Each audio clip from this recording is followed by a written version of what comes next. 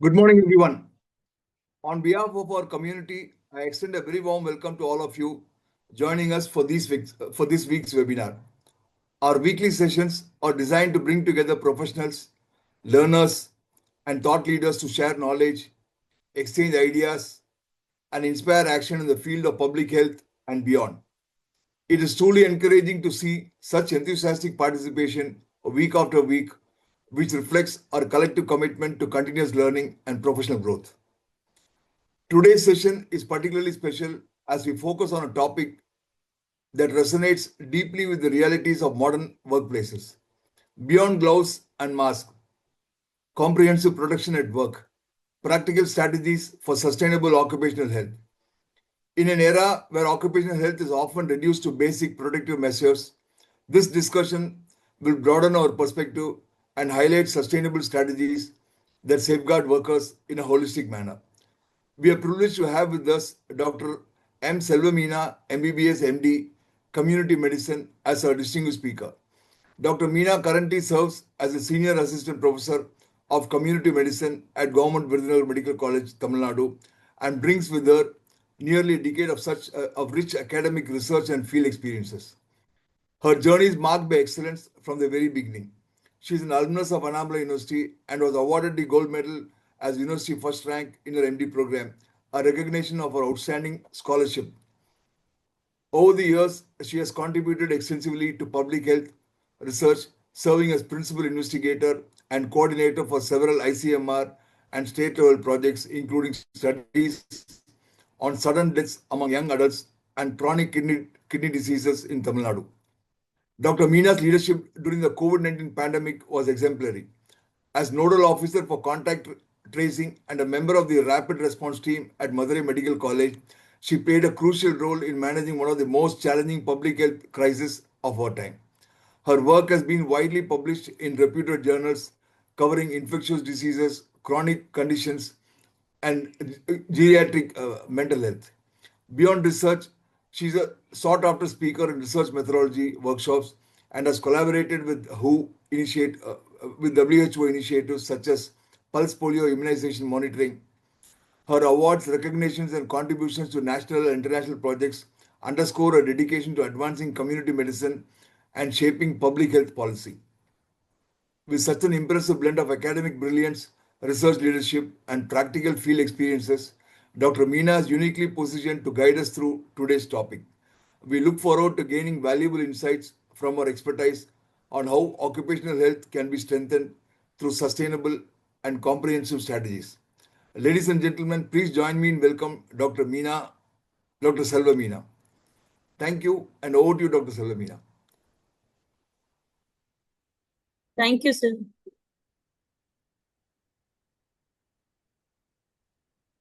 Shall we start, sir?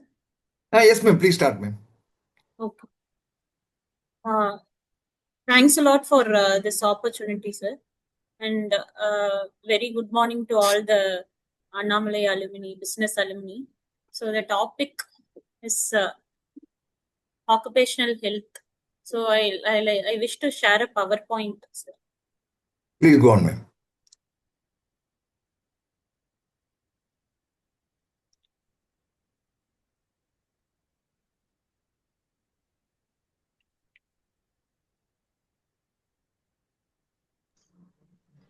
The host has been given? She is, sir. She's already been given. Yes. Sir, just a minute. I think my video is not visible. I'll check into my camera.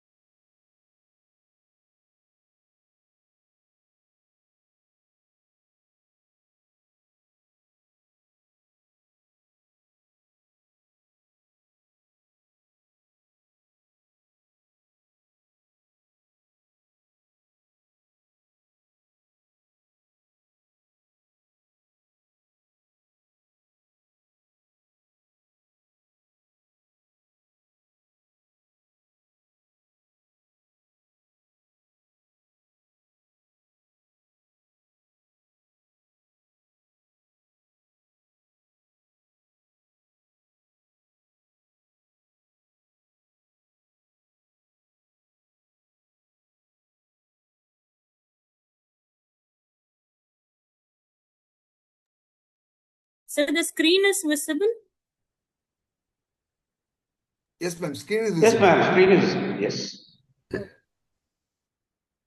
You can start, ma'am. No problem. Okay, I'll start. Can you make it full screen, ma'am?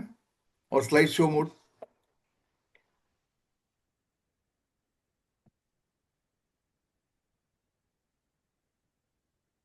Yes. Okay. Okay. Okay. So this is most important topic. Regular basis, even in newspapers, we hear of many occupational disease, industrial accidents. The two in our district, Virudhunagar and Sivagasi, it is a land of fireworks.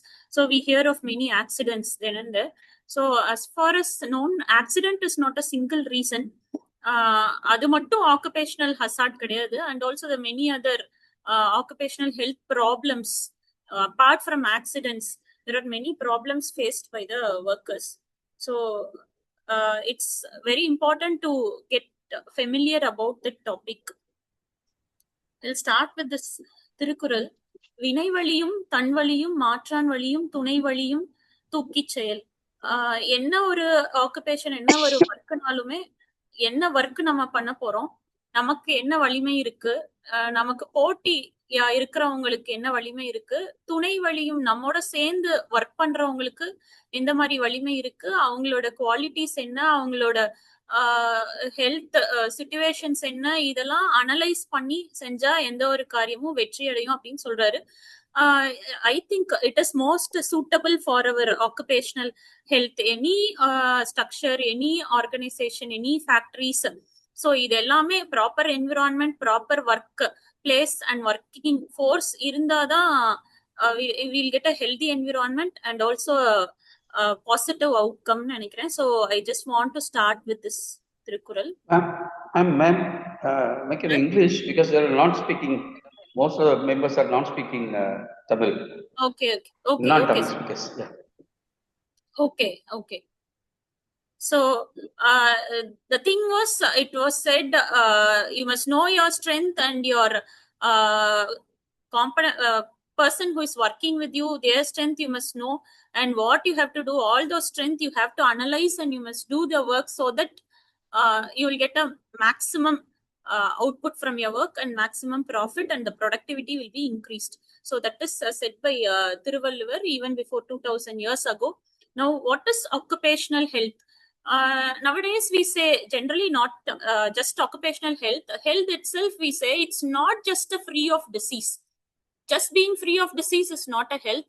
It is a complete physical, mental and social well-being. Same thing applies for occupational health also.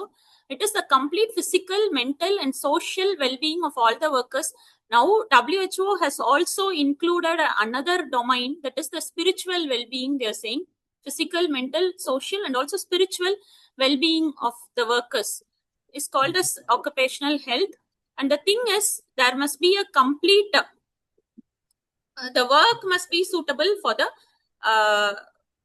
employee. The work must be suitable for the man who is working. There must be a proper synchronized thing between the work and the person who is working. So that is the basic occupational health, we can say. And we must reduce the risk factors, and protection of the workers from all the risk factor is called as the occupational health. Okay, that is the ergonomics. Ergonomics means generally we will fit the good proper worker to a job, but ergonomics is the reverse. So ergo it is a Greek word. Ergo means work and nomos means law. Ergonomics is reverse. Generally what we do is fitting a worker to a job. We spend most of our time in selection process, selecting the worker, checking their quality, checking their qualification, everything we do to select a good worker for our work. But ergonomics is reverse, fitting the good work for a worker. So you must fit the job environment and working space to the worker. So that is ergonomics. Fitting the workplace to the correctly to the worker is ergonomics. So that's very, very important in occupational health.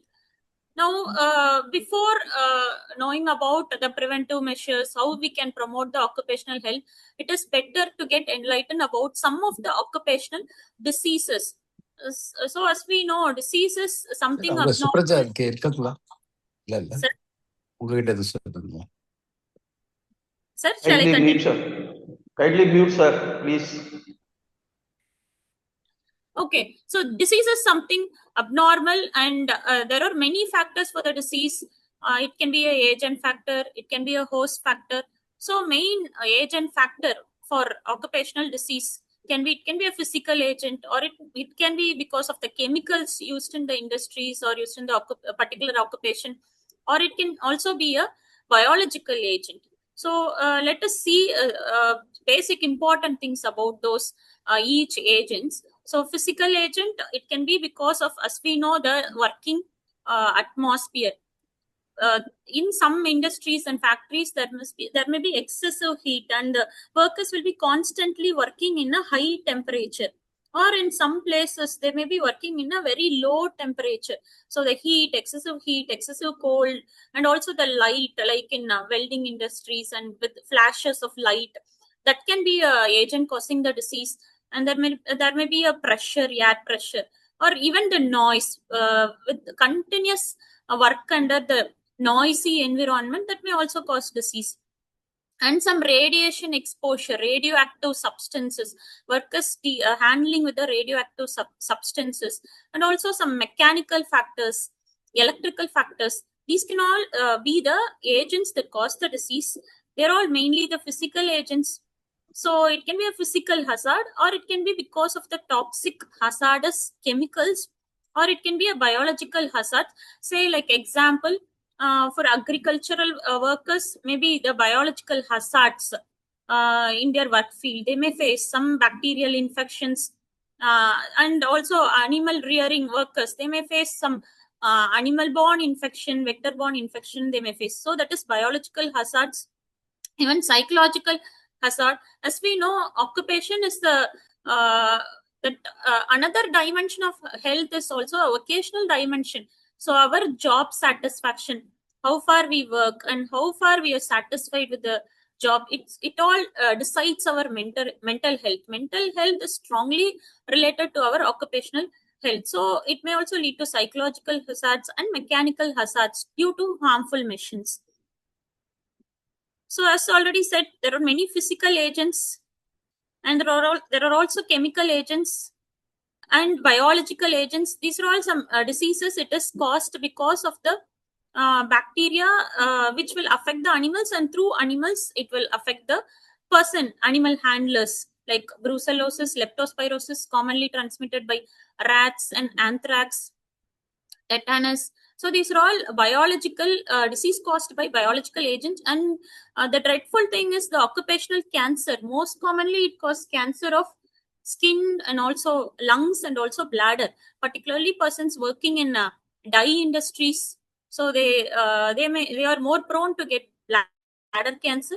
And lung cancer is common in person working in asbestos, handling asbestos. So that is common among those workers. And also the most common thing is skin problems, skin allergies, that we call as dermatitis. So that is the most common problems, occupational disease. And also mind decide our health. So based on psychological origin, there are also other diseases like neurosis, anxiety, even peptic ulcer. We used to say person with type A personality, they are more prone to get peptic ulcer, and type B personality, they used to get inflammatory bowel disease. So our mood decides our system functioning. So our mood and our mental health strongly decides our physical health. So heat, something I will just touch and go. Effects of heat can be a direct burn, not only a burn, heat exhaustion. It's not only among the industrial workers, right? Even now in hot summer, we face this heat exhaustion due to more heat, and also we will sweat a lot, that lead to fatigue, tiredness, irritability. So that is common during summer season, the workers who are working at the high temperature, they are more prone to this heat exhaustion and also heat strokes, heat cramps, leading to some pain in the muscles. It's also very common, and all these things may also affect their work capacity. It will affect their mood. It may lead to some irritability, and also it will lead to decreased efficacy. And because of excessive sweating, excessive thirst, it may lead to fatigue. Workers constantly working in those high temperature atmosphere, it may lead to fatigue, and also it may lead to accident rates, increased accident rates. And heat stroke is an emergency condition. Heat exhaustion is not an emergency thing. If we give a adequate rest, heat exhaustion symptoms are just or a headache, a dizziness, drowsiness, that's all. And when the person is taken to the cooler area, he will recover, and if we give some cool water, he will recover. And it's not an emergency condition, but heat stroke is the really it's an emergency condition. And we can remember this helpline number 911. So that is the helpline number. So it is an emergency condition. So excessive heat, it may even decrease the blood supply to the important organs and mainly to brain, and that may lead to confusion, dizziness, and even unconsciousness. So that is the emergency. So heat exhaustion, if it is not treated properly, if we do not care the person with heat exhaustion, it may lead to heat stroke. So that we have to remember. So for this adequate working atmosphere with the proper temperature monitoring and periodic rest during the working hours, it's important. So that itself can prevent heat exhaustion. And also some industries, they work in very low temperature. This may cause chill blinds. So mainly our blood vessels, the cold will cause vasoconstriction. That is, our blood vessel will constrict so that the blood flow through the vessels will be decreased. So the blood is the thing which carries oxygen to all the organs. So when the blood vessel constricts, the blood flow will be decreased, so that the oxygen carried to organs will be decreased, mainly to our extremities like limbs, hand, and foot.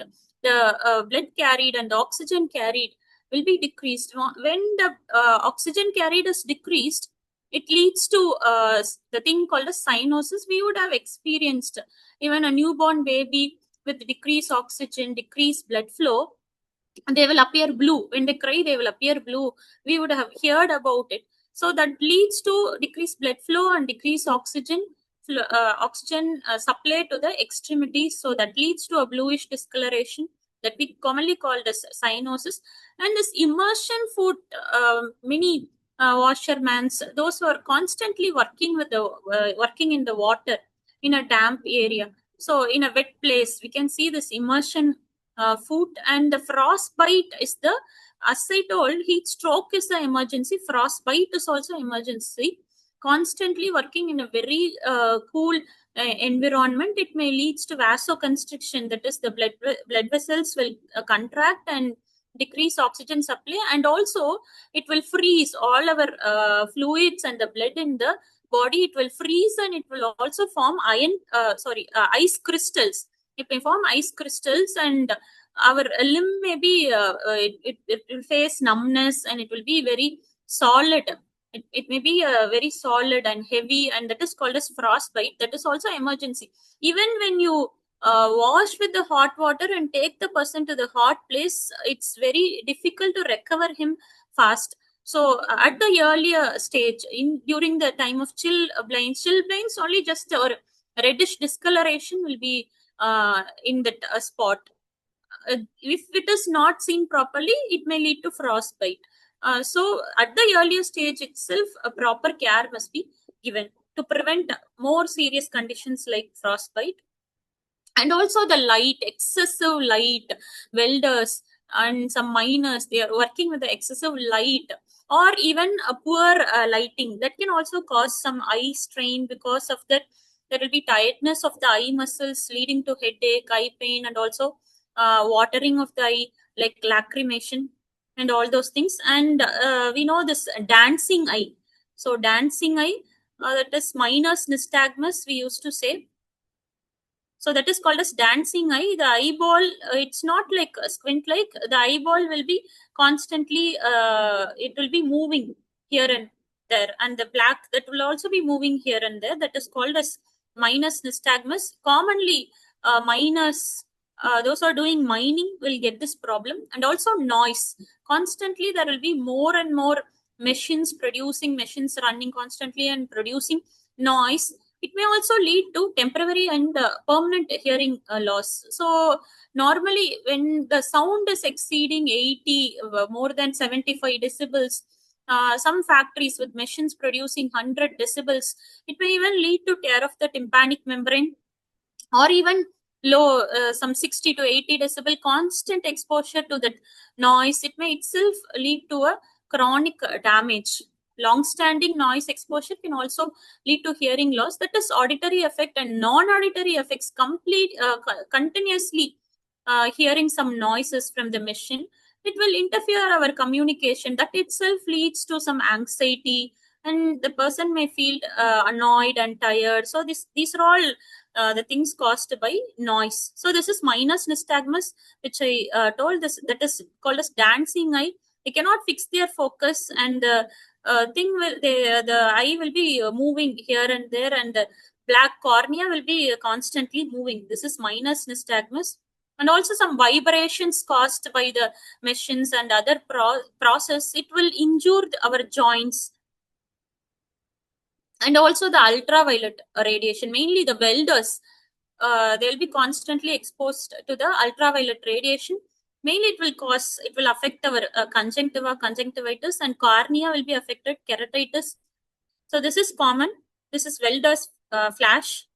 Ultraviolet radiation exposure will be there.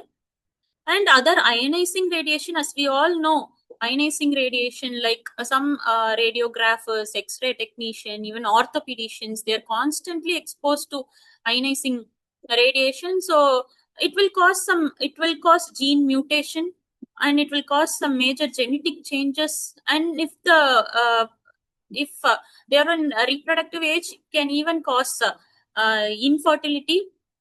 And if the person is pregnant, if the woman is pregnant, it may also affect the baby, it may affect the fetus, it may cause genetic malformation, and it may cause cancer because of change in the cell morphology. It can also cause cancer. And there are some cells in the body which will multiply, like bone marrow, it will be producing the blood cells. So those and the multiplications, it will be affected by ionizing radiation, and that may even lead to leukemia, that is the blood cancer. And it may also, extreme case, it may lead to death. So this is very dreadful effect due to the occupational exposure. So according to International Commission of Radiological Protection, the exposure limit, they have set 5 rem per year. To the whole body, 5 rem per year is the allowable limit, permissible level. So for this, we can measure, and to the employers, the batches can be given, and the periodic medical examination can be done, and periodic monitoring can be done, and we can measure their radiation exposure. And the thing, they can take a break and leave at a particular time interval. So that's very important to prevent the radiation hazards. So that's about the physical hazards. Chemical hazards, some irritative chemicals, toxic chemicals, it may cause local action. Directly, it can cause local action in the skin. It can cause skin infection, skin erosion, burns, it can cause, and some chemicals. So when the workers are constantly handling the chemicals, even the water, it can be contaminated. And if it's even the food and other things can be contaminated if they are not following proper hygiene, or if there is no environmental sanitation. Other things can also be contaminated, or even by using their contaminated hands, it can the harmful chemical can go inside the body by ingestion and also by inhalation. The respiratory route also, the harmful chemicals can enter into the body. So local action, as I already told, it may cause irritant action. It may lead to skin problem, that is dermatitis, and can also lead to skin ulcers. And inhalation, some chemical dust, gas and the metal components that we inhale, it causes a toxic effect to the lungs. So as we all know, there are many particles, microparticles in the atmosphere, and the size of the particle matters. So very small particle can enter inside the respiratory tract. The particle more than 10 micron, it will get settled down in the atmosphere.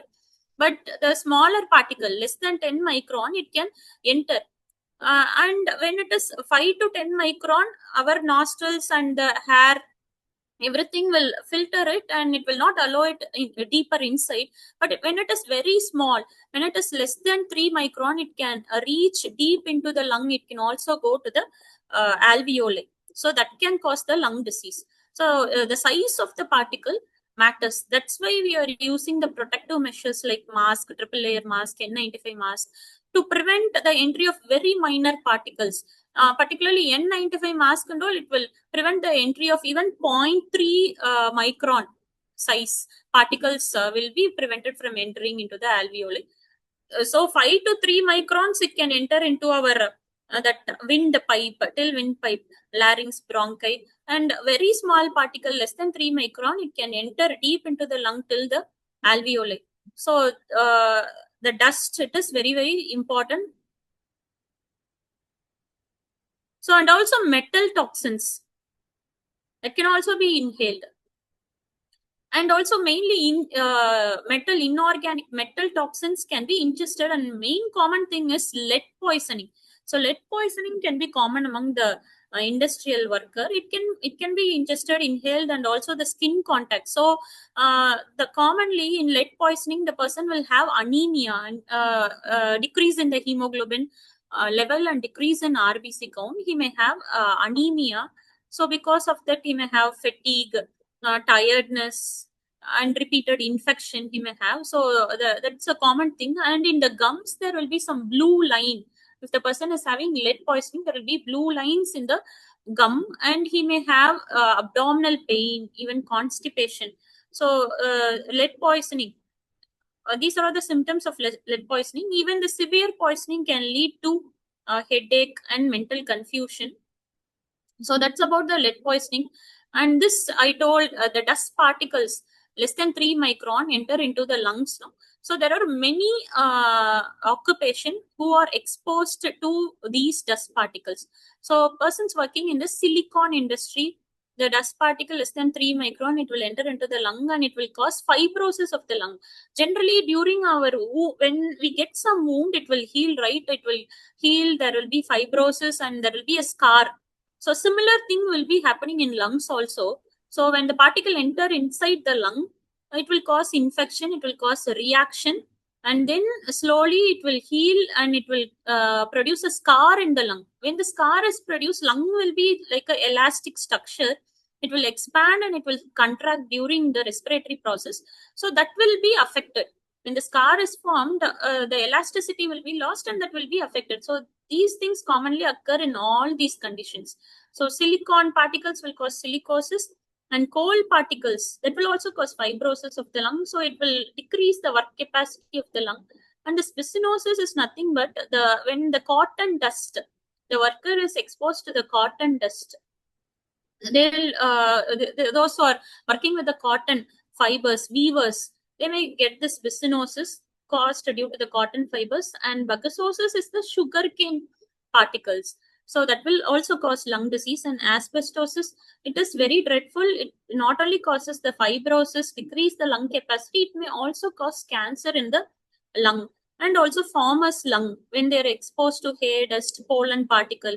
So maybe it's something medical, so need not go deep into it. Everything, it cause respiratory problem, all these things: sugarcane, cotton fiber, pollen particles, and silicon, coal, and also that asbestos. So all these things cause common respiratory problem like cough, wheeze.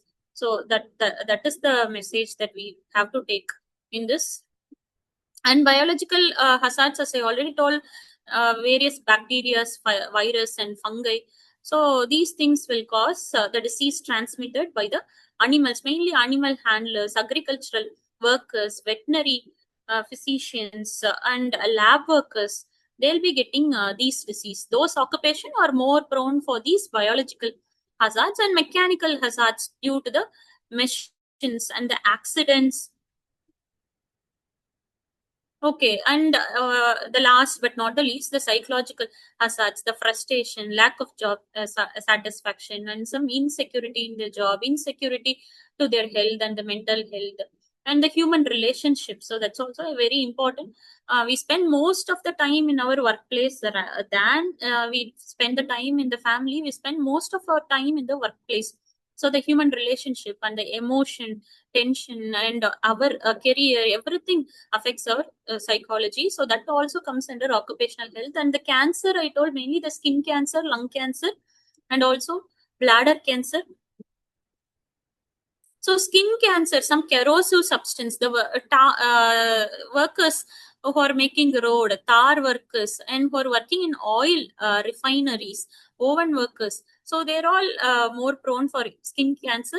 And the workers who are exposed to some harmful gas and radioactive substance, they will get lung cancer and bladder cancer. Mainly those are working in dye industries.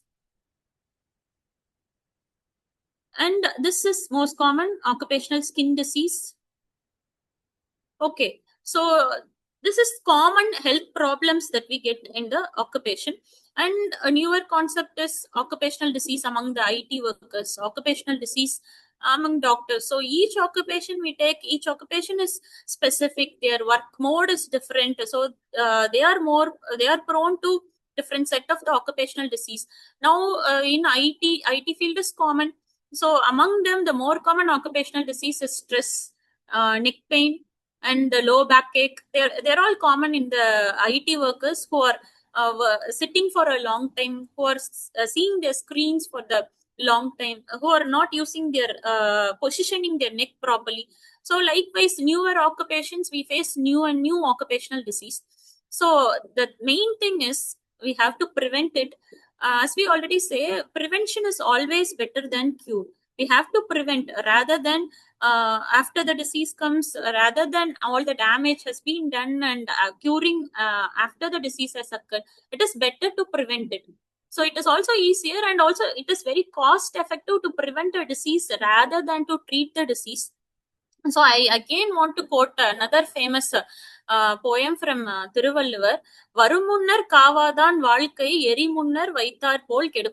Here he is saying that if you are not preventing something, if you are not preventing the damage or some disaster or some health problem before it comes, the thing is comparable to a grass which has been burnt.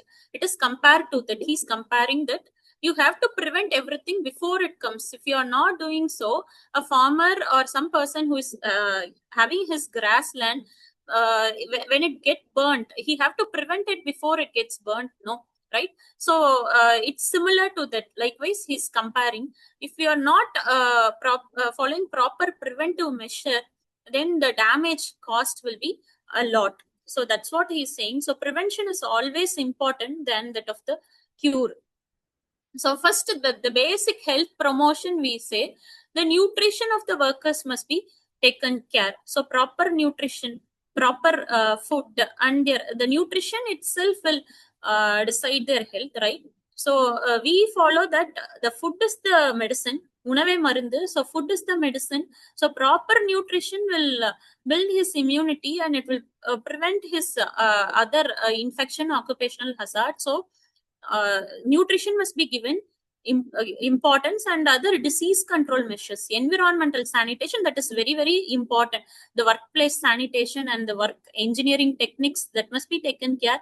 And the mental health, their work-life balance, their adequate leave, and their work timing, working hours, everything must be taken care to build their mental health.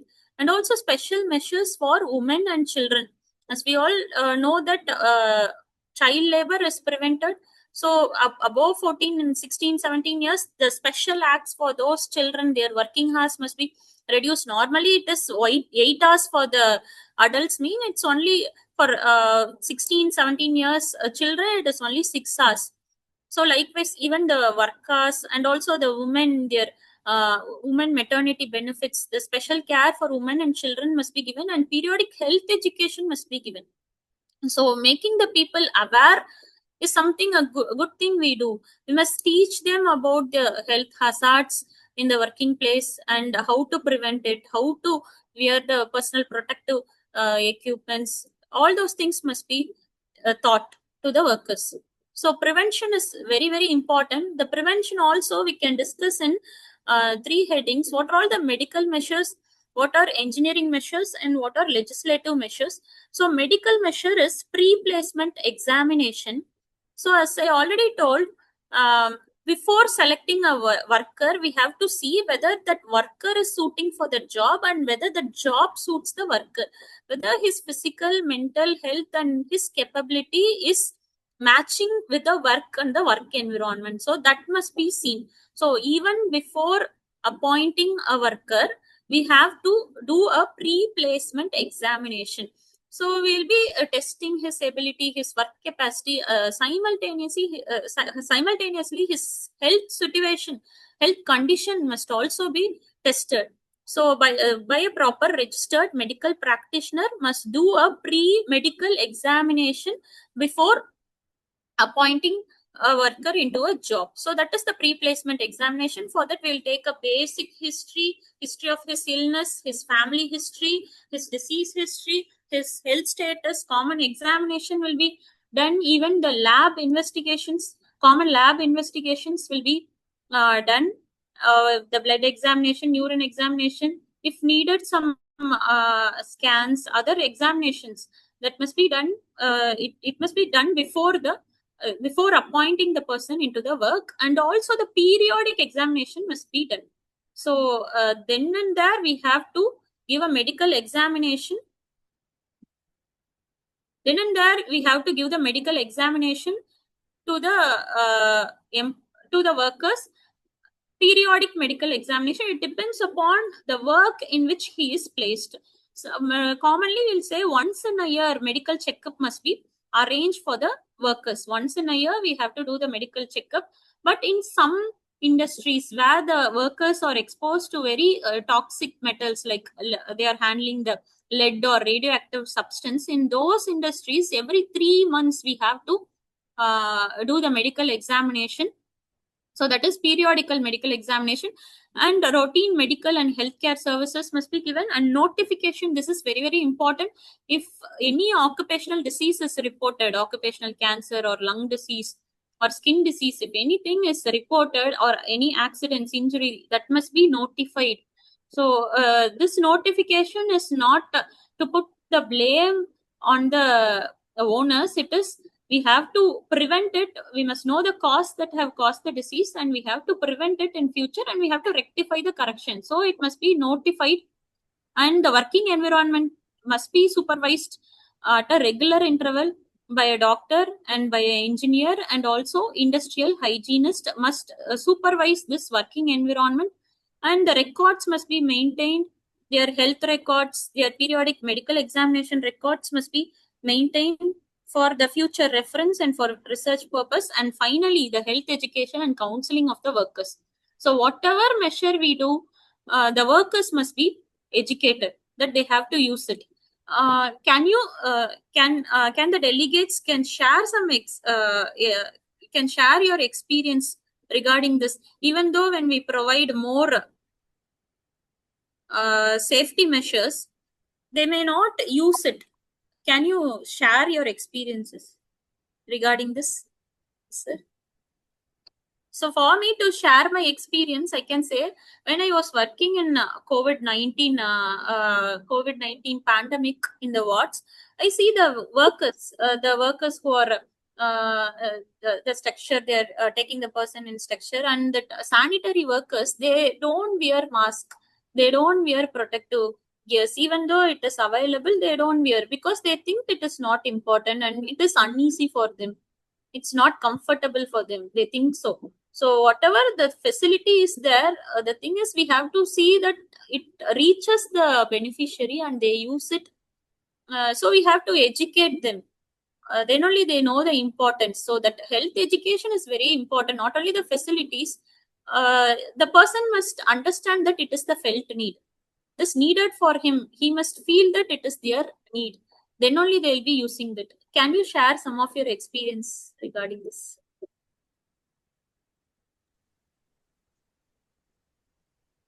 Sir?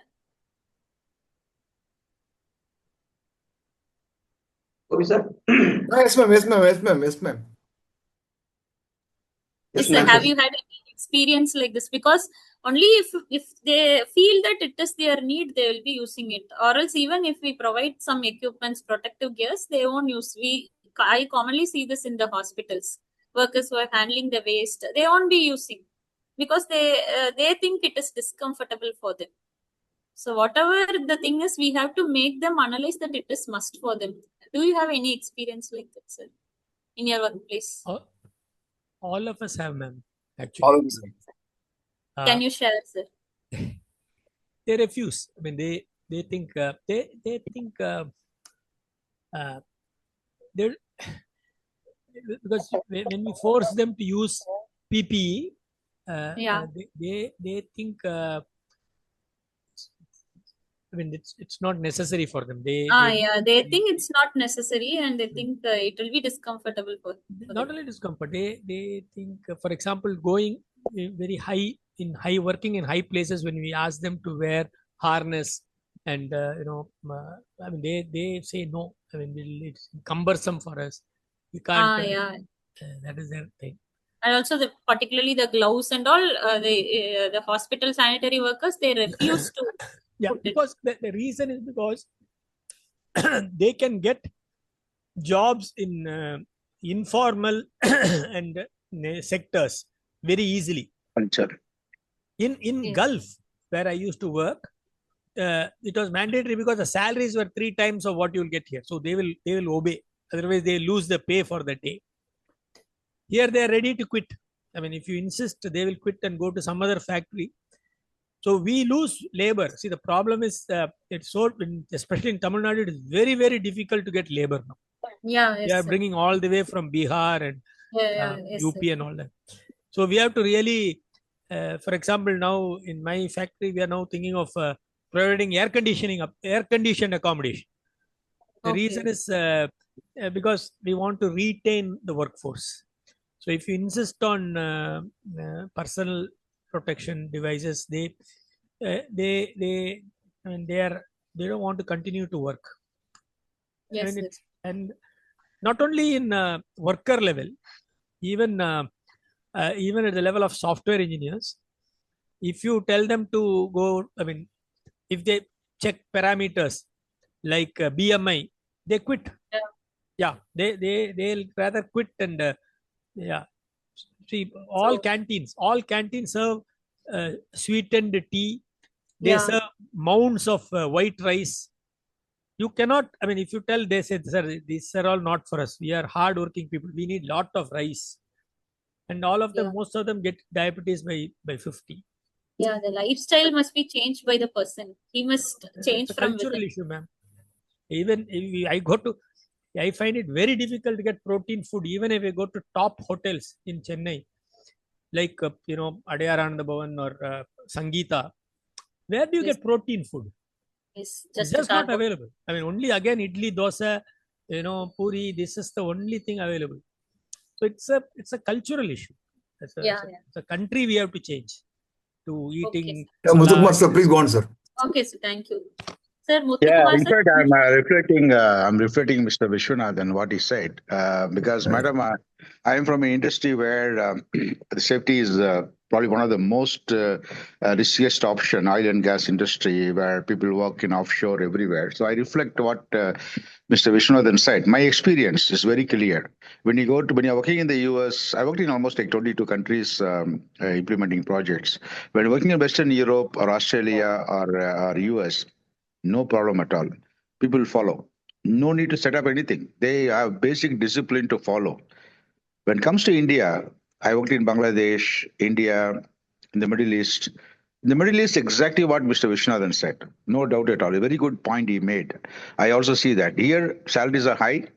If the punishment is very high. If somebody is not following it up, he'll be punished, removed from the job, and it'll be very difficult for him to get another job here because the reference will be given why he was removed. So other people will not even recruit him. So people are afraid. Fear makes them to work here in the Middle East. When it comes to India or Bangladesh, or when you go to other countries, Indonesia kind of thing, when population is high, the jobs are in demand and the people do not have basic discipline culture. Simple, madam, you forget about everything. You, honestly speaking, in your own house, actually, all of the people sitting in the back seat are putting the seat belt or not. Everybody in your family. I will say no. Some of you, No. maybe in your own family, probably since you are aware of it, you will implement it with your own probably family and children. But outside, your relatives, nobody will do. They will say, why? There's no rule. They will say, rule is not there. I will not put the seat belt at the back seat, irrespective of what it is. So we cannot even do it. For example, how many people in the night at home put the gas stove, the gas cylinder off? Sir. People keep it open, only to put the stove off. But there are several incidents across India where rats and mice in the night, they nip this cable, that hose, and then the whole night the gas leaks. So they are always the first thing. If you look at the document given by the gas cylinder, you close the gas cylinder every day before going to bed because the hose coming from the cylinder to the stove can be beaten and leaking by the rats or mouse, something if it happens. Nobody follows that. A simple thing like that, you cannot teach our own children. Our culture is difficult. People make so much of noises in a restaurant. They think that that's because they have a birthday, everybody can be disturbed in the restaurant. You don't see that in the US or UK. You don't see it. Basic culture. Look at our own parents here. When they bring a child to a hotel, the child can shout, run everybody's table, pull every. The mother looks at very happily. Oh, she's very impressed. Look at my child. I'm very proud of her. But you don't see that in the UK or US. Children are extremely disciplined. So the basic discipline comes from our brought up. Our families are not cultured well. Every family is indisciplined in India. We have to accept it as a fact. Then the same thing applies. Red signal. The father actually goes in the red signal without sitting, and that's what the child is going to learn. My father is crossing the red signal, running around. You go to UK or you come to Middle East, as Mr. Vishwanathan said, even at 2 o'clock in the early morning with nobody on the road, people will follow the signal. Nobody, just you are alone in the road. You will still wait for the signal to go. So this is basically coming from the culture. And as Mr. Vishwanathan said, people in Tamil Nadu, for example, labor will just go away. Reward and punishment never works here. I'll go find another job. And a lot of people don't want to. Another thing you have to understand, beyond that, many companies don't want to spend money for occupational health. That is a factor. You talk about so many things, but the fact you have to cover is that many companies, even like construction, look at the construction happening outside your house. No civil contractor will spend money for safety aspects. There'll be people hanging 10 floors above to paint something on a rope without having any safety gears. Employee and employee side mistakes are there. Yeah, so that there are a lot of issues to cover up, especially. So when it comes to occupational health and hazard, we have to look from a cultural perspective and also corporate structure, because corporates don't want to spend money at all. Because for them, they have a contract employee, something happens to him, it is not the corporate responsibility, the consultant, the agreement, the contractor's responsibility. They run away from that. Nobody takes insurance. No, nothing is, nobody checks it up. Everywhere, that is a problem. Is compulsory, sir. I'll proceed with it. What is it, ma'am? No, ESI is made compulsory now. The next is I'll proceed. Only for employees, man, not for contracting people, not for contractors. ESI is only for employees of an organization. That is why everybody goes to a contract. So the contractor hires somebody for 11 months contract.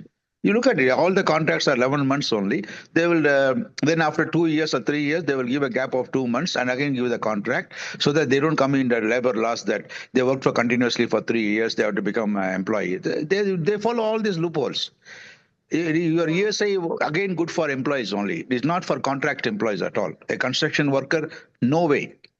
A road worker, no way. You can't see that. They don't have anything at all with them. So it is a culture, actually. So they do. Even yesterday, last 2 months back, I was working. Somebody was putting a road. Some employees were putting that today in 21st century, 2026, 25. It was 25 last year. Somebody was putting that sack on their leg, walking on the tar. They did not even buy a shoe for them to walk around. You see it in front of you. You see on the road that 50 feet above, one girl is walking with a pole, and all the people sitting and shouting and clapping hands, including us.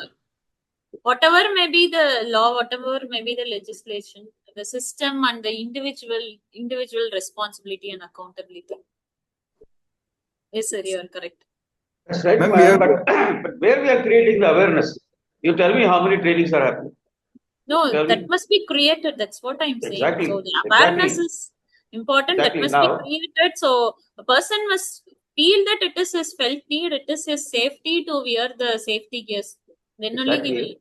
use it. Now, see, Even if we give something for free, he won't use it. Only when he but they don't understands that know. it is important for They him they to don't use it, understand. he will use. Here, as long as violating a red signal is considered as a heroism. So what to say about it? So that is it's a culture. If I violated, and then if I can come say the red light was there, even that somehow I could manage to come on some color, it's considered as a heroism here. Now see, now we are the traders part of India. Now see, I'll give you an example. You can also share with your experience. We are concerned about two things. Now you are talking about occupational health about this. Now see, after they are all industrial countries. Now Europe is an industrial country, so most of them they have their own policies and insurance and everything is there. That's fine. And the culture is also very well taken. But after Bhopal, what we learned, there's a major disaster happened. What we learned out of it? Nothing. Okay. Now what happens is most of the companies, all MNCs, they have their share market somewhere in Tokyo or UK or somewhere, and the shareholders are sitting somewhere in the world, other side of the world. Now their concern is the business continuity should not be affected. Okay? Somehow you see whatever happens should not be. And they always find a country like India, a developing country where the resources can be utilized and cheap labor, and the governments are ready to provide everything, and they are very happy to have their industries over here. This is a scenario. Now, what happens is another policy they say, why you want to have 100%? Say now Muthukumar sir is there. He knows about it. So you should have say 100 barrels every day it is coming. There will be accordingly there will be the workforce will be there. Suppose one day 20 barrels, another day 150 barrels, another day 70 barrels. So the variation is there. Why we have to keep 100% employees? What we'll do is we'll keep 40% permanent, 60% contractors. I mean contract laborers. So the contract laborers also living in and around the facility. Okay. In case of an emergency, they are also affected. So the shareholders are not very concerned about giving them facility, but they are very particular about creating an awareness. That's why the latest trend is when you are making disaster management plan for the industries, we call it as integrated on-site and off-site disaster management plan, which has been supported by NDMA, SDMA, and district level also. Okay, so they call us and say they train the community. They train the community because communities also, they are highly vulnerable. I'll give you two examples. One is Rajasthan. Rajasthan, when we do the Barmer, Vedanta Group oil industries, they are working offshore, or Gujarat, Surat side. If you look at it, most of the companies are offshore. The pipelines are from the offshore. The pipelines are crossing to the settlements, human settlements. So if there is one leakage or by default water contamination happens and people are drinking that water. So we are talking about only the industries. What about the communities? Now I'll come to Virudhunagar itself. I'm sitting in Karyapati now. So take Pandalgudi. The cement factory is in Tulkapatti, or called Tulakare, and the site is from Pandalgudi. The vehicle is moving around, and fine dust is spreading Yeah. everywhere. Fine dust. Have you done any study on that, map? Have you done any Yes, study sir. on that? The Okay. dust particles and even the water is contaminated, Exactly. and we found the prevalence of chronic renal disease, kidney disease Exactly. is more common in Virudhunagar district because of the Exactly. water contamination. So what is Because the of these advocacy? industries. What is advocacy or research paper Not of only the yours? workers, the Yeah. surrounding area is also affected. Exactly. That's the point I'm saying We about. studied some 12 villages and we found one particular village, the underground water, it has more heavy metal content, Yeah. and Right. in that area, the CKD was more prevalent. Right. Now, see, you take Kalpakam, or you take Ariyalur, or you take Neyveli. When tsunami happened over there, we were sitting in the collector's office 10 minutes. My white shirt became gray shirt without my knowledge. It's, continuously it is falling and so on. Then you can imagine how much is going inside. So any kind of advocacy has been done this, madam, on preventing or creating awareness or are making some prevention or preventive medical interventions for those people who are vulnerable to this kind of dust allergy? Any kind of study has been done or any kind of interventions have been introduced? So research is going on, but the initiative must also come from the administrative sector, sir. Right, right. So they must have a tie-up with the occupational physician and industrial hygienist and our health educator. They must have a tie-up and they must arrange for a regular medical checkup and regular awareness If any kind program. of health awareness programs are conducted in the community level, management is one of the most important things we are promoting. Yeah. We used to conduct in the local industries, local industries and factories. We used to go for camps. Some Right. research we used to do, and at the time we used to give some awareness talk. But the thing is, it must be the knowledge must be changed into the behavior. Then only they will put it in the Exactly. practice. Very So true. repeated reinforcement is necessary. Now, So Muthukumar sir was there's a talking. multiple stakeholders are responsible for that. Yeah, Muthukumar sir talking about this gas stove issue. Now, recently, I think not recently, it's 3-4 years ago. Pune, one incident happened. A lady was cooking, all of a sudden a cockroach popped out of it. And then immediately, the media is always saying, whenever there is a cockroach, immediately you take a hit and you spray on it. And the hit is basically a petrochemical agent. So when she was cooking, the flames were on, and they used a hit, and then it burned, and then she got some 60 to 70% burn on the face. So who is going to create awareness about this kind of domestic fire issues? Because it's a very common thing. Every woman is cooking. So how many awareness programs have been conducted in the domestic circle? Of course, the dealers are giving booklets or pamphlets or something like that. I don't know how much. There should be some kind of study or assessment has to be done among the domestic. All the occupational workers must be studied. So they have their No, own I'm talking responsibility. about. No, I'm talking about the normal house cooking, in household cooking. How many women aware about the kind of vulnerability towards the gas stove? They take it for granted. So you just turn it and turn it. How many women are aware of this kind of hazards out of the gas cylinder? So that a study can be done and advocacy can be made. Maybe just as a knowledge study, knowledge and exactly. awareness study. Exactly. Thanks, Sir, Mr. Suresh. I'll continue with that topic. I'll finish it within another 20 minutes, and again we'll have a discussion. Sure.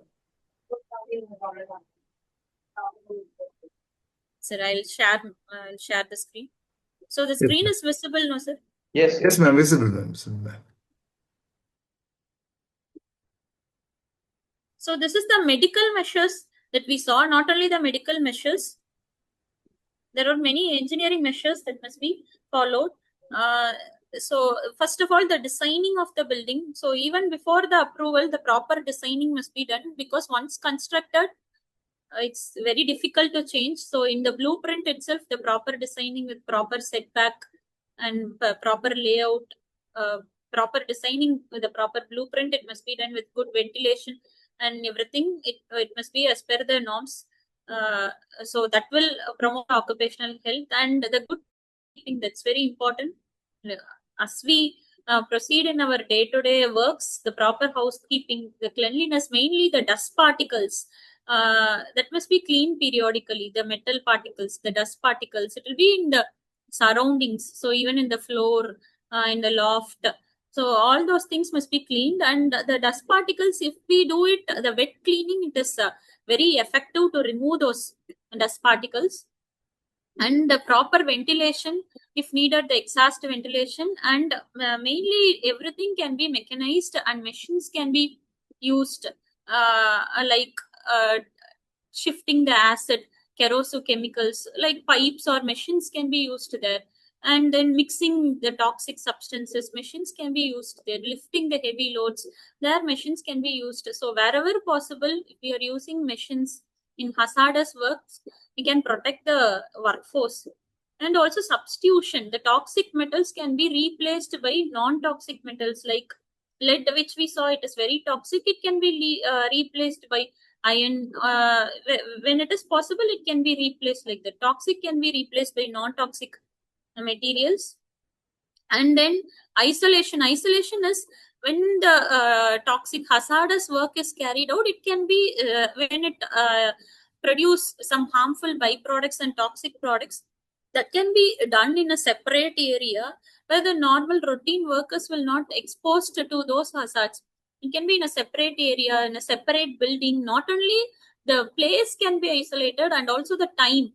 So the hazardous works can be carried out in even in night times or early morning times with some particular set of workers, so that the regular routine workers will not be affected by that. And the process which is emitting the toxic substance, there can be some enclosure like there can be some outlet like, so that all the workers are not exposed to that. And the protective device, as we all know, the helmets, earmuffs, mask, boots, and protective wear, everything, it is very important. And before that, the things can be provided, facilities may be available for the workers, but we have to ensure that whether they are using it. So whether they are thinking it is necessary for them, whether they are understanding their importance, whether it is their felt need, that must be ensured. And if they are not analyzing it as their felt need, and if they are not taking it serious, repeated awareness sessions must be conducted, as we already discussed. And proper periodic environmental monitoring must be done. Periodic, as like medical examination, periodic environmental monitoring. And finally, maintaining the data, statistical monitoring, and the research. So all these things, all these measures must be carried out. And coming to the legislative acts, there are Factory Act and Employee State Insurance Act, ESI Act. So we'll all be familiar about the ESI Act. As already told, only the contract workers, they will not come under this ESI Act. And some of the eligibility criteria, any non-seasonal factories employing 10 or more, and now they have increased it and they have some included some of the sectors like shops, hotels, restaurants, cinemas, and road motor transport undertaking, newspaper establishments, they all come under this.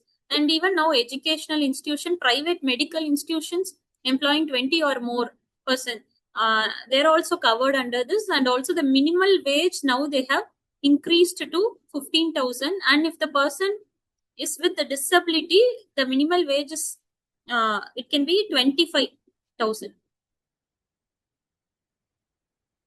So the contributors of ESI Act is employees and the employer.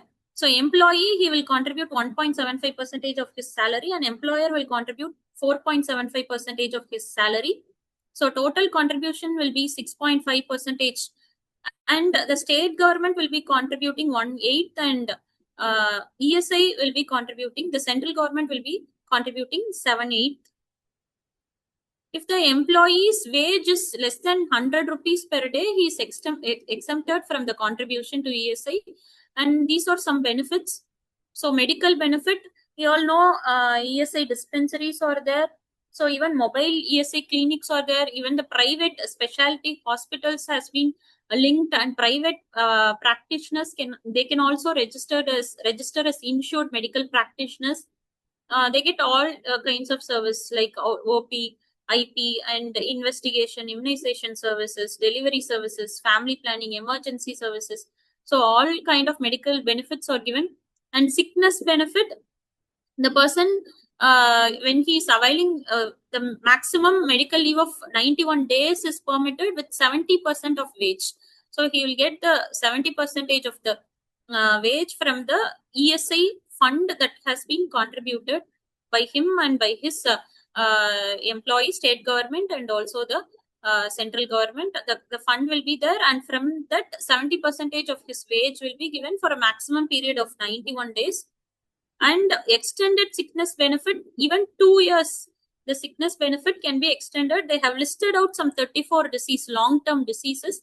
For that, even 2 years of medical leave with 80% of the wage can be given. And enhanced sickness benefit, if the person is undergoing sterilization surgeries, they will for females it is 14 days leave can be given with full wage, and for males for 7 days 7-day leave with full wage can be given. And disability, if it is temporary disability, then till he recovers and till he comes back to his work, 90% of the wage is payable. And if it is permanent, then according to his work capacity, according to the level of disability, the proportion of the wage will be given. A maximum 90% of wage can be given. And maternity benefit for the delivery, for miscarriage, for all these things, leave with full wage. If, after the full term delivery, 12 weeks of leave with full wage, plus they'll give a confinement expenses, delivery charges of 5,000 per confinement, and for miscarriage, 6 weeks leave with full salary, and any other sickness during pregnancy, maximum 30 days of leave with the full wage will be given. And even for preterm birth of child, the benefit will be applicable. And dependent benefit, 90% of wage will be paid monthly for his dependent wife, and also the children till they reach the 18 years. Now it has been changed even to 21 years. And also the dependent minor sibling can also receive the dependent benefit. Now it has been changed. Other benefits, funeral expenses, when he dies during the work or due to the occupational death, then rupees 10,000 can be given. Now it is raised to 15,000. And other rehabilitation for permanent disability, even physical rehabilitation and old age medical care is also covered under ESI. And this Rajiv Gandhi Sharmi Kalyan Yojana. And if the factory, it is unemployment allowance, if the factory is closed for 3 or more years, he can get the 50% of the salary, 50% of the wage, maximum for 1 year. And also he can use the medical care in the ESI hospitals and dispensaries. And vocational training can also be given according to this scheme. Now, so the work, prepare and you have to prevent, and we must not do repair and then repent. So எண்ணி துணிக கருமம் துணிந்த பின் எண்ணுவது என்பது இழுக்கு. So whatever may be work, so we have to think and analyze before we start. But once started, it is not fair to rethink. So according to Thiruvalluvar, so better we will create a good work environment with safety environment, healthy environment, so that the maximum work efficacy can be drawn from the workers, so that the maximum profit can be gained from all the occupation. So thank you. Thank you. Thank you very much, ma'am. Great session. Thank you. Yes, ma'am. We'll keep the floor open for question answers now. Mr. Anil sir, you want to say questions? No, can you close that? Can you close the screen? Yes, sir. Yes, sir. Yes, sir. Yes, sir. So, thank you very much. Excellent session. I was listening, Mr. Muthukumarji. He was talking about non-compliances in Tamil Nadu in various areas. I am in Haryana. We are much worse. Whatever I was listening, all those things are also there. I don't know, all rules are there, but why we are not doing any compliances? The main culprits are the authorities who are responsible for, implementation. That is a big problem. I see where I live, it is one of the most beautiful area in DLF, but all around dumping is going on. Even you report to the authorities, they are all aware of the rules. They are all aware, they are highly educated people, all influential people. But the problem is there is something behind. They encourage all these things for their own motives. For their short gain, I can only use this thing. For short gain, they are damaging all our health and all issues and all our society, they are damaging it. Thank you. Thank you. Thank you. Excellent. Thank you, sir. NSM, sir. NSM, sir. Yeah, thank you very much. And it's a wonderful lessons to me, if you really ask me about. So far, we have been hearing about occupational health, but I never saw such a detailed presentation by Dr. Ma'am. Just only one small query, ma'am, which I used to think, and I'm sure you'll be able to answer us. Yes, sir. This occupational health is one thing is rather It's fine. I got nothing. But you look at this, people who are living on the hillside, like flower vendors or even street vendors, or even the police traffic constable, and they inhale day in day out all kind of particle size of less than Toxins. 1 micron, 2 micron, whatever you call it is about. But nothing happens to them, or they have been living almost for like 78 years and peaceful life. And whereas on the other side, the moment it goes something, we make a lot of fuss about air quality index and as if cancer is going to come to all the fellows. Why all this? Yes, like sir. There are to multiple extremes. factors, sir. No, So I any agree with you. disease, No, what I'm saying any is that diseases, sir, I can understand. You're saying many street vendors, they're all doing good. Even they're not taking any protective measures. They're all doing good. You're asking that, right, sir? No, what I'm saying is that, ma'am, I fully agree with you. I'm not trying. What I'm trying to understand is that are we trying to impose this Californian standard or Californian quality where the people are having maybe the resilience is very poor to India, which is what economy with all the kind of environment in which we live, and we build up our own immunity. Is that what the immunity system which Yes, is sir. So it from depends where? upon multiple factors, sir. There are multiple host factors, sir. That's right. Some person, even when they're sir. No, that should have come in our talk. See, second thing, I just want to ask you one more question before we get into the one. See, I was working with Indian Oil, then after that I went to Reliance. You won't believe if I had known that in Reliance, you are supposed to wear the full arm as per your protocol of safety. I would not have gone Yes, at all because somehow I feel that wearing a full arm, I feel very constrained because whatever maybe right from childhood days, because my father used to wear full arm, maybe since I was not very happy with certain things. So I had hatred towards full arm. I was always feeling that if the moment I wear full arm means that day I don't even do any work at all. Whereas I'm supposed to do some brainy work. Whereas in offices, you don't need a full arm, but they were insisting. So what I used to do, I used to fold when I go into the plant or keep it about. What I'm saying, are we overdoing in some areas where we were not supposed to do at all, or where a sir. Yes, sir. minimum things are we not doing it? Something. So this is what Yes, my sir. two things which I thought let me share with you and ask some good opinion from you people to think Okay, about. sir. Shall I know, sir? Yeah, Will I please. explain? Yes, sir. So there are multiple factors for a disease, sir. Any occupational disease or any disease, there are multiple factors, sir. So we may see some person who have a bad lifestyle, food habits, they may not get some disease, but some they are very like very strict on their lifestyle. They may have disease. So there are multiple factors, sir. It is not one-to-one cause. There are some multiple in number of factors which will cause the disease. It depends upon the host immunity, and also it depends upon the disease agent. If it is in industries, it may be a chemical or something. No, sir. It depends upon the duration of exposure, dose of exposure, the time at which he is exposed, and it depends upon his immunity, his body condition, his family history. So it is like web of causation, sir. It's not a one-to-one relationship. So there are multiple factors. And so likewise, that leads to that may also lead in a wrong way. This younger generation, they say that many follow some bad habits, but still they are not having any disease. Why shouldn't I also do? So for that, the simple thing is, for any cause, when we are exposed to some factor, it takes a long time. Even the time to get a disease also depends from person to person. Some person immediately after exposed to a particular disease agent, he may get disease immediately. Some will be getting it after 10 years. So there are multiple factors. Each human system is different. Each human body is different.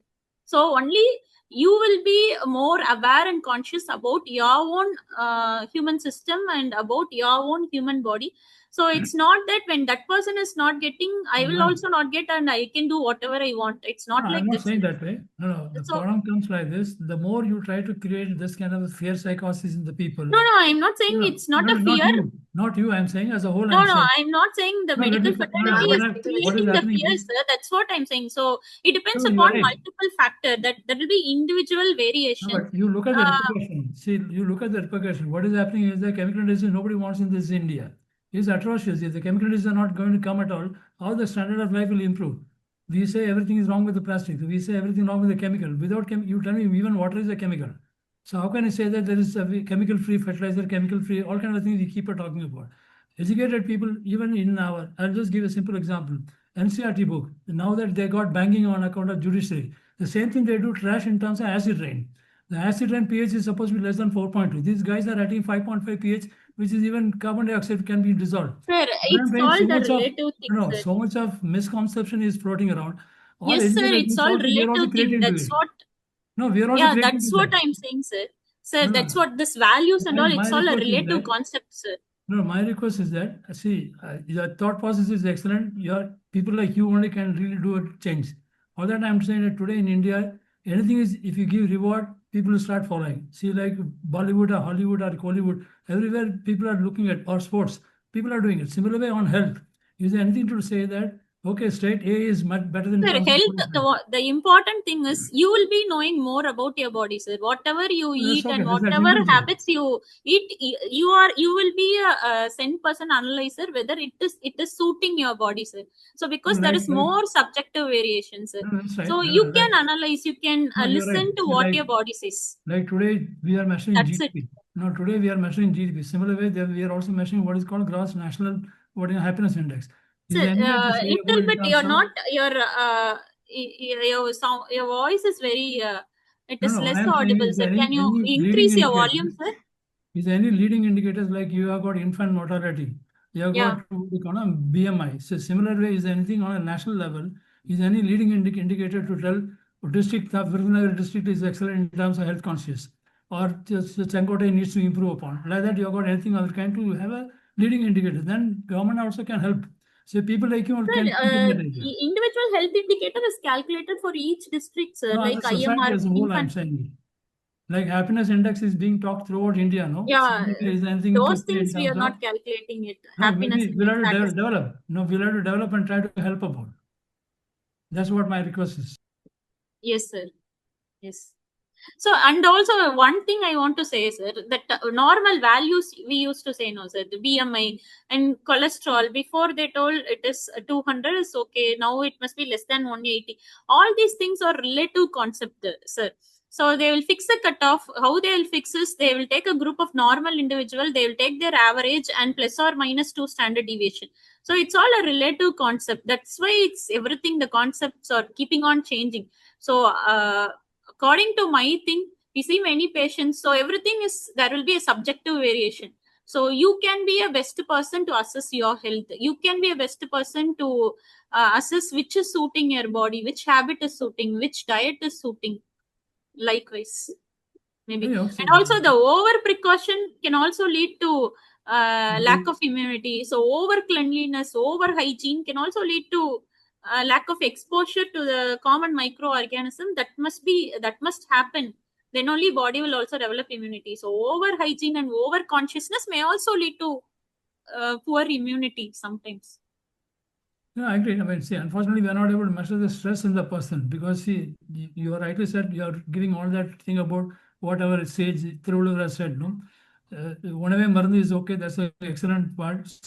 Similar way, what I'm thinking is also equally important. If I think every time something all unwanted things about, no, maybe I'll That's what, sir. Mental health is also very much important. How we think, what is our thoughts, the positive thoughts will. What I'm trying to say is that is there any way to measure right from the childhood days to think about? Because I've seen in one of the schools, the guys are taking even SWOT into the school. It's really painful to see what kind of a society we are looking at some kind of people. How to prevent it? I am looking at more from a predictive nature that of the depends health upon as the well as parents. That will entirely depends upon the parents and the teachers. Mostly on parents, how they bring up their children. Since you have taken up the task, I'm sure that people like you only can make a difference in terms of proactive and preventive way of doing it rather than curative way. Yes, sir. Yes. I'll put it that way. Definitely, it depends upon right from the childhood what type of habit we develop, what is our personality, what type of behavior, what type of the attitude, what is the approach we develop for a problem. So that depends not only just by mere teaching. Children observe from their parents. So parents are the first role model and first teachers. Just by observation, they develop the same habit. You're right, ma'am. See, in industry, we follow what you call leading indicators. We have the system of above 40 years. People are supposed to go for mandatory annual health checkup. All kinds of things are there. Some society is doing excellent. Some society is totally ignorant of what is happening. All that I'm saying is that, like government, see, unless the government takes interest, nothing is going to happen. So, like the way we are Sir, taking, actually, they are doing in government policy, even above 30 years, they are screening for all non-communicable disease. So everything is in the paper, but there are that's some right. lacunae. You're right. There are That's, some lacunae, both in government point and also user see. point. There are some lacunae. There are schemes for that. No, you're right. I mean, now that awareness is started coming up, so I'm sure next level is that how to make it better. Let's look at that thing. Yes, sir. Yes. Okay. Thank you. Thank you. Thank you, sir. Thank you, NSM sir and Mr. Suresh. Very interesting discussion actually. And Madam Selva is also very important, Ms. Meena. And just to add up some of the points Mr. NSM brought in and Mr. Suresh also brought in beautifully earlier on. One of the things happening, especially Mr. NSM point about standards and what we are applying for. And I can tell you my example of a serious experience in India, for example. A lot of places, whether it's the government or it's an independent corporate, madam, is that the consultants they hire for creating a procedure are not selected based on quality and their qualification. They're selected based on contacts, known people. And what happens is they always cut and paste it. If you look at almost every our industry policies, you take it up. I'm not talking about Constitution of India or any other state laws or permits, but when you look at the industrial policies, it's all copy pasted. Even our pollution control is all copied from the Norwegian standards. But you can't apply Norwegian standards in Western Europe to India. But it is in paper, extreme paper. It is there. So what happens there? There's a huge gap in implementation, practical implementation against what is theoretically in the paper. So that adds to corruption, a lot of corruption, mainly because there is no industry today. Nobody, even if you start, madam, if you start an industry with all your knowledge, you cannot implement them. It's not practical. So what will happen is the authorities, regulatory authorities who come for inspection and audits, they always can find a gap. It leads to a lot of corruption. And I tell you examples. Sometimes I tell one example. Factories are waiting. People are waiting. A labor officer is going to come visit them to just identify grievances or whatever. Everybody's waiting with the list. But the labor officer meets all the big officers in a hotel, not in the factory.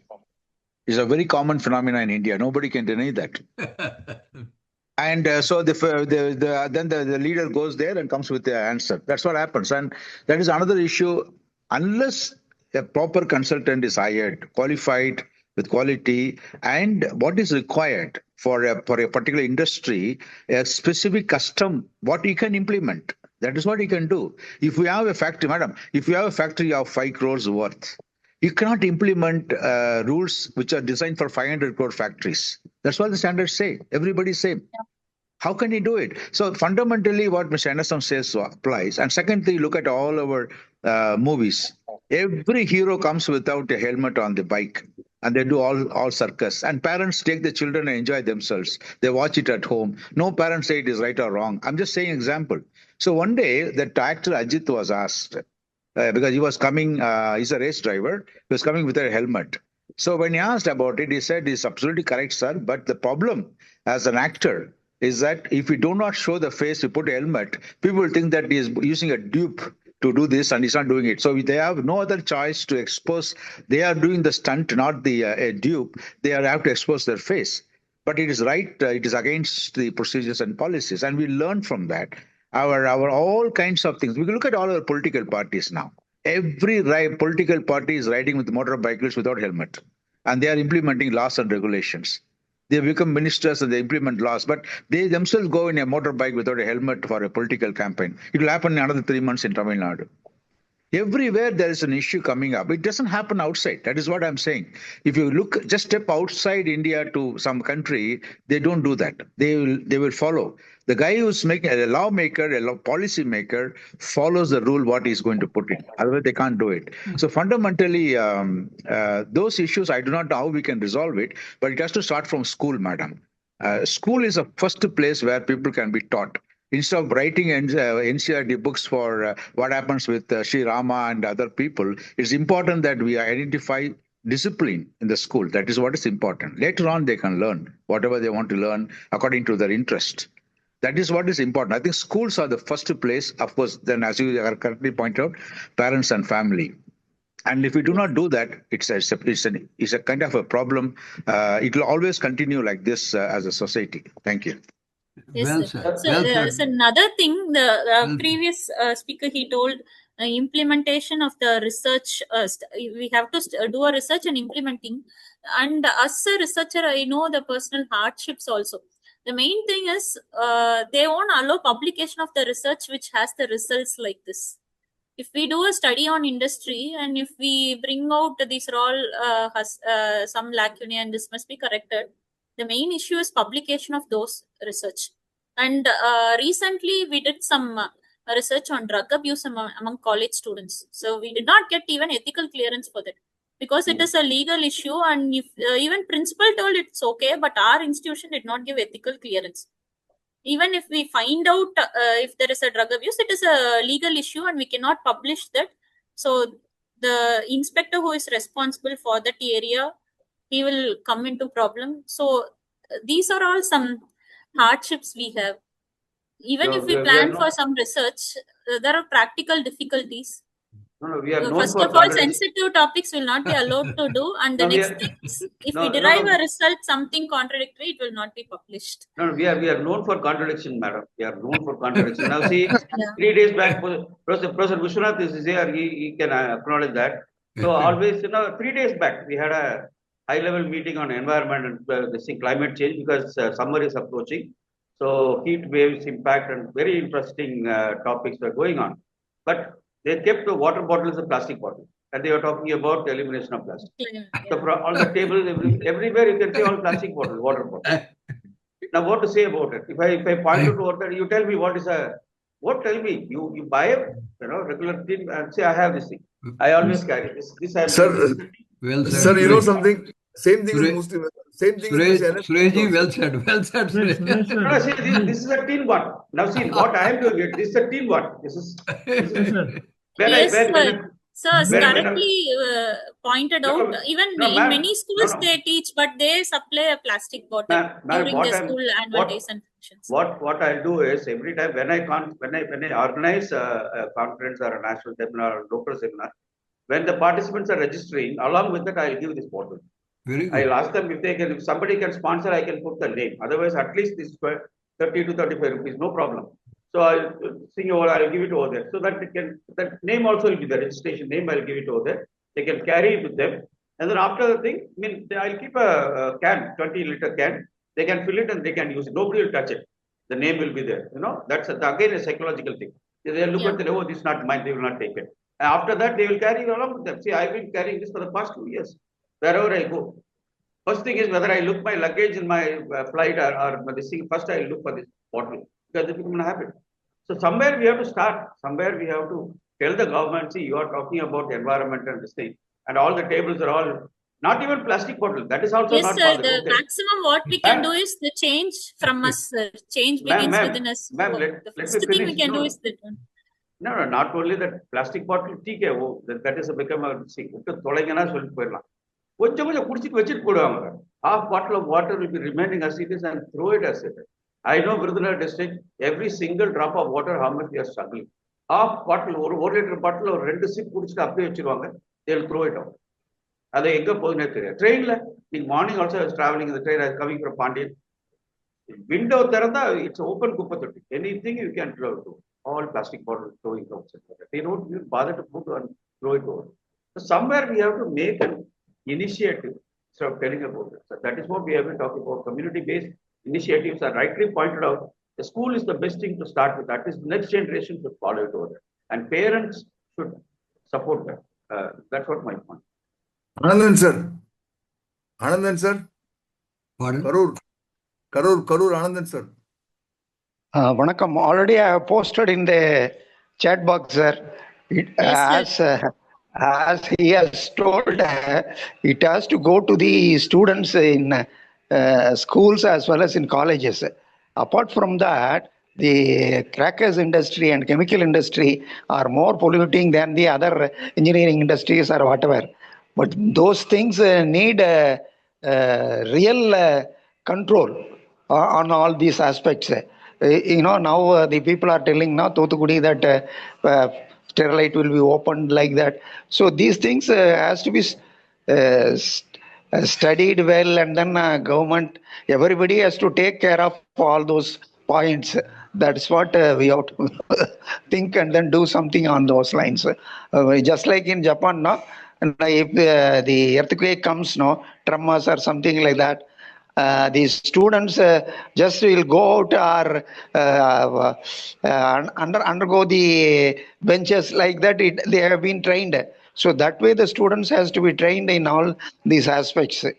That's what I request. Thank you. Thank you. Yes, sir. Madam, Mr. Murthy is from Virudhunagar, ma'am.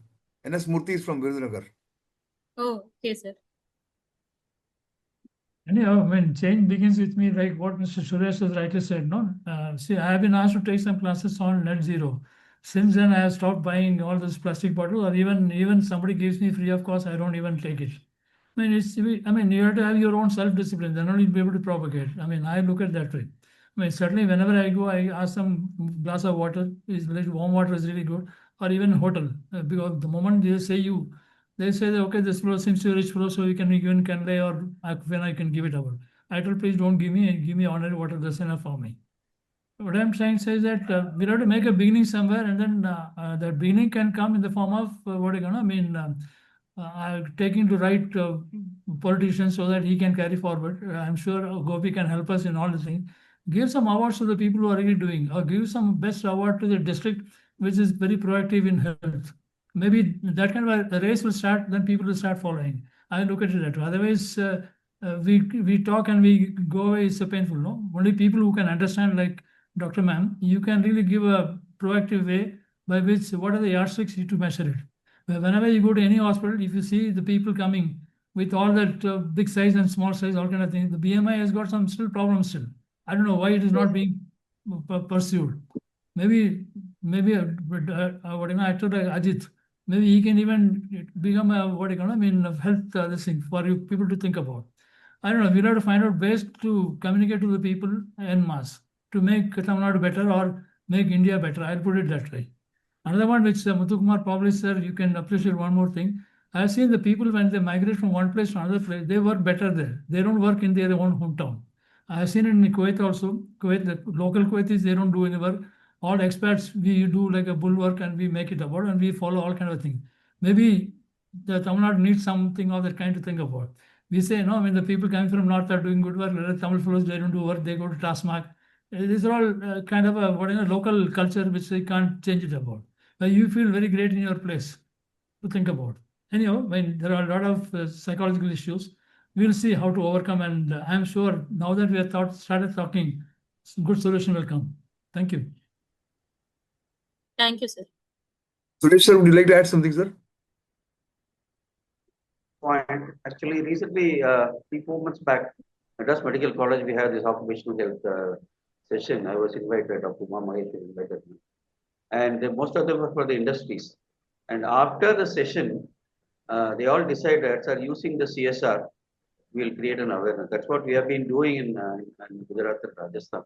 Same thing we suggested here, and they all assured that some of our CSR funds could be allocated for at least the areas, especially where we see the major lead. They said at least in our areas, we'll create an awareness on the day-to-day vulnerable hazards and then how to protect yourself, could be domestic or industry or whatever. So we'll try to do it. So that we should find some ways where we can pass on this. This is among ourselves we are talking, and we are all educated, we are teaching, we are in academia, we are in so many things. But how this is going to be transferred, the knowledge is going to be transferred to the vulnerable community. That is where we have to find out the channels. And as the madam rightly said, this is even I have faced the thing. Certain things they won't allow. Even they don't even allow to talk about it. Especially HIV time, human rights was a major issue. They never allowed us to talk about HIV. So this beyond that, whatever way, possible way, we all, can initiate and create an awareness and try to make a culture and put it into practice, at least one practice by one person. Maybe next generation can learn something. That's what I want to add. Thank you, ma'am. Thank you. Wonderful session. Thank you very much. Thank you, sir. Thank you, Dr. So it Selva was Meena. an enlightening discussion, sir. So practically, I too learned many points from you, and definitely it has to be practiced and it must be taken to the next generation. Maybe Yes, ma'am. Yes, ma'am. I'll try my best for my students, at least no, at the nothing. level of medical students. Exactly. Nothing is this thing, madam, the academia. It is all day-to-day practice what we are basic. See, the CSR thing, what that day only it came over. The industry people, they themselves said, sir, we understand. We never knew. Because I gave a lot of practical examples from my career. So they said, sir, these are the things, and we'll definitely allocate some money on the CSR, and regularly we'll sensitize the community. Something like that, you may come out of some idea, some spark will come into you.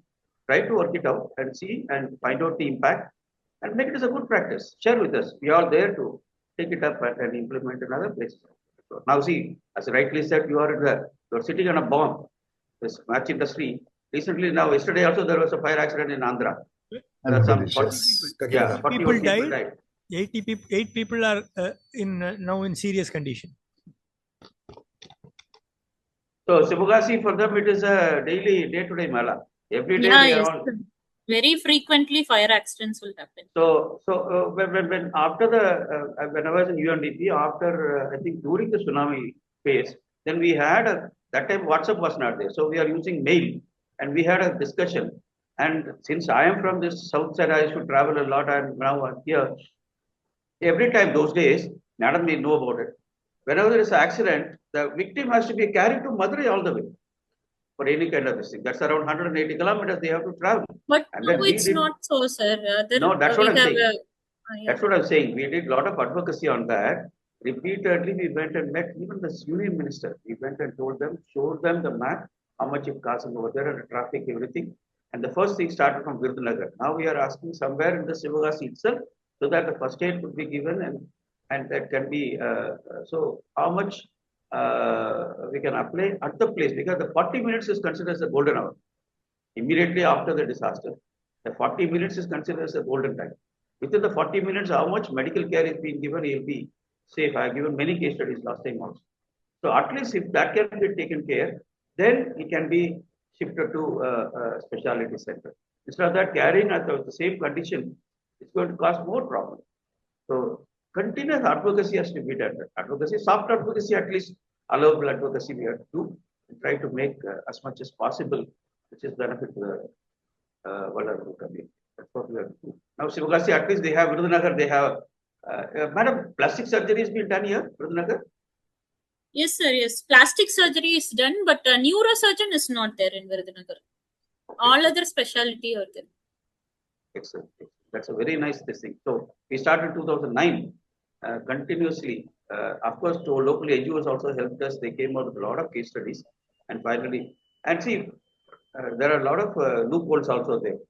Child labor, we have been talking about, but cannot be done anything. There's a lot of things we have to face it. We have to deal with the real problems. Poverty is one thing, so unless otherwise poverty is not been eliminated, so there is no point in talking about labor, child labor, because a child may be a breadwinner, who knows?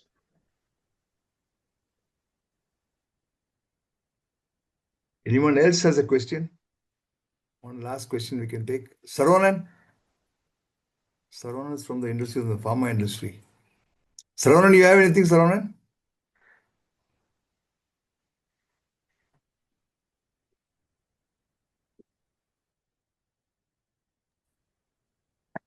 Gopi, shall I kind of share something very controversial? Okay, I think we're done, sir. Controversial? Please, what is it?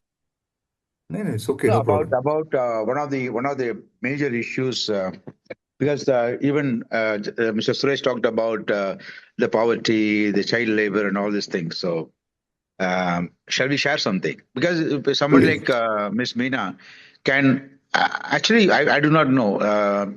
we always talk a lot about things in social platforms and everything out, but we don't see the underlying reality why India is different like other countries. So only if, with your permission, I can talk. Yes, sir. You can. Gopi is okay? Please go on, sir. Yeah. So, already Mr. Suresh and NSM and everybody brought beautiful points, Mr. Vishwanathan, about all these things. Especially the last point struck a chord on me. In fact, I was trying to go out of the for another meeting. Then when Mr. Suresh mentioned about poverty and child labor, I stood back because that struck a chord. Because I'm one of the challenging thing in India, which I not seen outside. Probably in other some places, but not everywhere. Even in Africa, I have not seen that. Is that an individual's pain is shared by the society in other places. In India, what is happening because of our very stringent caste systems? Many, what I really see, what I've seen is that when somebody of poverty, definitely a poor person, or from a different caste, which are not in the upper gambit of the system, the society does not care much. They straight away what they do is compensation. Look at our politicians. Something happens, immediately they give a compensation to silence the families. So you are taught not to seek your rights. You are taught to receive comforts. This is a society. In a society like that, when people do have no, even look at how many, India has got the highest domestic violence in the world. But women cannot seek rights. She seeks comfort by going to their families or society, complaining, shouting, but again going back to the same level. Irrespective of what we talk about, that cannot be removed. Same thing with respect to child labor, even parents sending their own child for work for some money. And look at our Tasmak, for example, the drinking, how many families are destroyed. Our system is not only for poverty. Beyond poverty is there in every country in the world. Even America has got poverty. Australia has got poverty. But the poverty does not remove them to seek their rights. They fight for their rights. But in India, the poverty is also linked to the caste. Now, somebody with a lower caste, for example, I can't say that word, but just for the sake of telling that an hierarchy model, at the lower caste, for example, as per the government own gazette, if they are rich, they escape. But if they're poor, the combination of poverty and the hierarchy in the caste system creates a different atmosphere in India for how they get educated, how they get taught, how they are disciplined, how they are paid salaries, how they are paid. For example, actually, I have seen it in my eyes actually. For example, people come. I want to climb the coconut tree to bring the coconuts out from every house. They negotiate for 10 rupees, madam. Today in 2026, 10 rupees for one coconut tree to climb up and come down, taking a risk of his life. That's what people pay. Because he's from a very remote village and he's from a hierarchically at a lower level in the caste and a very poor person, that's why they demand for it. But they're happy to go and pay a 5,000 rupees in a restaurant to eat a lunch. That you don't see outside actually, because people get paid for their duty and rights. So unless apart from whatever we talk about, as long as we have this discrimination with respect to hierarchical caste model, not the economic model, madam. We have to be very clear. Problem with a lot of politicians and everybody talk on the stage, they do not segregate clearly. Disparity in economy is different from disparity in caste. Outside places, outside India, maybe some places like it may happen, some of the, even in Africa, you have disparity in economy, but disparity in caste is low there. Disparity caste combined with the disparity in economy, it's a real dot with a poison at the end. Unless we remove that, we segregate that disparity in economy is one, disparity in economy, caste is different. Disparity in caste is a social stratification model. Disparity in economy is a living standards model. If people like you, when you talk and educate people, educate politicians, everybody, that you segregate them together, You cannot change the society. None of us can change the society and society's stratification of caste, which is not possible. Okay, leave it like that. But do not combine that into your disparity in economy. Unless this fundamental principle is agreed and approved, even in our constitution, even in our law enforcement and judiciary and social community circles and social stratification models, India will not change irrespective of what people talk on the stage. This is a fundamental truth. And if we do not accept it, whatever we talk as a team, whether some of us here or the entire community talking about it, it will be a word, but we will not be able to walk the talk. That's my fundamental principle, madam. Thank you. No, you rightly said, sir. You're rightly said. Nothing controversial about it. Because when I was teaching in community medicine, I was teaching the School of Public Health also. My doctor students, I always tell them, see, you are all medical students. But along with that, even in VIT, when I was teaching the business school students, or whichever discipline I'm taking, take the social values to understand. Don't take it blindly. This is the thing about it. Every case is different. Every person is different. Go into that, wear their shoes, understand their problem, then find a solution. So you should have some social parameters to understand. Now see, Anil ji is there. Ask about the urban issues in metros. So there is a lot of issues which we cannot generalize.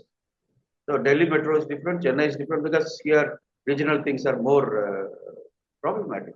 So the teachers, when they teach over there, they have to take the responsibility of giving out of the box thinking, not only their subject, which is related to, now see, One Health. I don't know, madam, are you working on One Health? No, sir. Madam? No, you are not working. So One Health is the greatest one which we are talking about, which is going to be globally, One Health combining of 5 things. Earlier, it was only physical health. We are talking about until 90s, mid-90s, we are talking about physical health. Then slowly after disasters, we talked about psychosocial care and the community issues, mental care. But beyond that, and climate change and ecologically based issues have come up. Now we are taking physical health, mental health, occupational health, environmental health, and animal health. They all combine together because each one is interrelated with each other. All combined together, then you make a complete wellness product. So if one chain is cut, then the entire system will have a collapse. So anyone who is working over there, they have to specialize. Plus, they should also look into other health system also. That's the One Health we are talking about, which is going to be the next future for the generations to come. Because if without birds or without animals or without the environment or without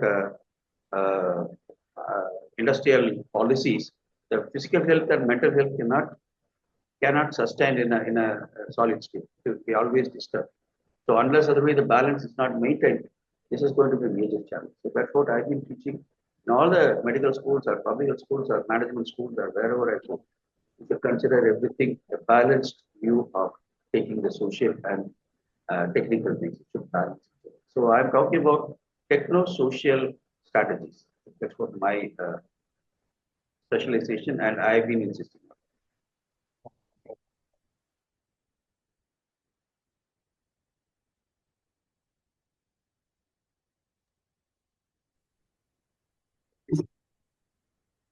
SM, would you like to add something, sir? What is that? Gopi, you're saying something to me? No, would you like to add anything further? No, it's okay. I'm comfortable. Yes, sir. Yes, sir. Thank I'm you. just asking if you want to add anything more. No, basically, we need to work a lot towards a proactive way and then Anil, sir? have leading indicators. The leading indicators will help the people to grow, and then we have to have a good reward and recognition system for the people like Dr. Meena, or the people who are really putting a lot of efforts in bringing up the society to a better level. See, what are thoughts today are going to be the system tomorrow. How do we prepare it? That's more important, no? See, we keep on telling that these are things happening, but they say, no, think global and act local. So now we'll have to start locally. We'll have to find out how to make the things happen abroad. Maybe we'll have to tell the politicians, better you start doing certain things in your government policies, etc., to make it a difference. See, there's no point saying Singapore is doing very well. Singapore also, people like us only, they're there. No, they are not something come from Mars, Mars or Moon, etc. We have to believe that yes, this is how the system should work and make it up. Small things, we let it up. That becomes a nuisance for everyone. No. Let's see. I mean, I'm optimistic that the new generation will certainly make a better one. Let's look through that. Thank you, sir. Thank you. Thank you, everyone. Thank you, everyone, for participating in today's webinar. Dr. Selva Meena, thank you very much, ma'am, for taking your time out on Sunday. Thank you, sir.